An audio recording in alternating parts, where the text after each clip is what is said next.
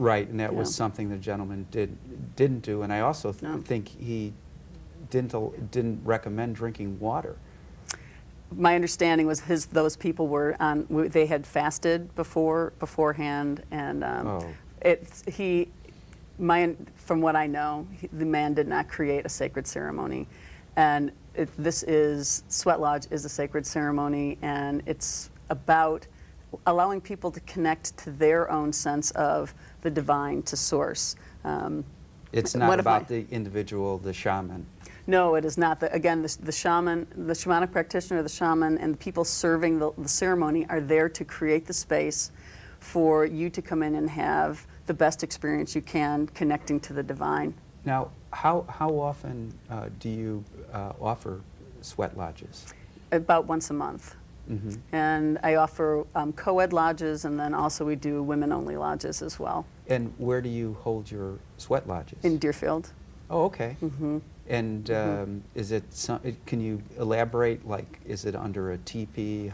What goes on? A sweat lodge is a circular tent, so to speak. We have a portable lodge that we take down. Traditionally, lodges are made from willow saplings that are bent together to form a circle, and it's covered with fabric tarps. Mm-hmm. There's a hole in the center for stones to come in. We heat the stones in a fire, mm-hmm. and we bring the stones in to the lodge, close the door, pour water on the stones. Is there any specific types of stones that you would use? We've traditionally been using field stones, that are local, but I've found that basalt works incredibly well, and we travel out to Colorado usually once a year, and bring back stones from Colorado because they hold the heat and we can use them more than once. Who's he? We? But we, my husband and I. Oh, okay. Yes. And, Mm-hmm. and later I'd like to ask about how you would use, like, shamanism in a marriage or a family situation. But go on, I want to hear more about the sweat lodge, yeah. So there is, everything in the sweat reminds us again that we're connected to all of life, which is why we do this. We're here to remember that connection. So there's a ceremony for honoring the fire, for honoring the wood, for honoring the stones. The stones carry the masculine energy, the wood carries the feminine, and they come together in the fire, which then creates that mystery that feeds life. And so there's ceremony to create that.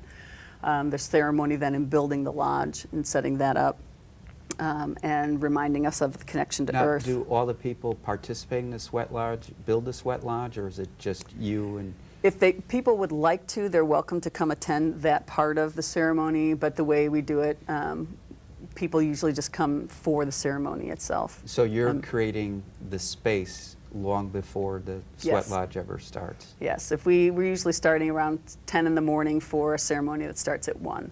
Mm-hmm. And so we're creating a sense of safety and space, and we create an energetic dome around the space so that we're, again, always concerned about people's safety.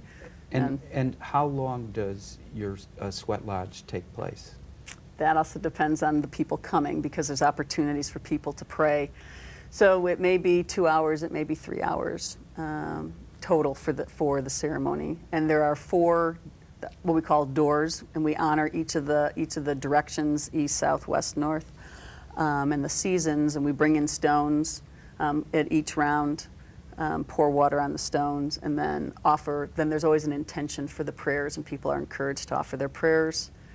And the round's finished, we open the door and bring in water. And do you have, like, regulars that come on a monthly basis? We do.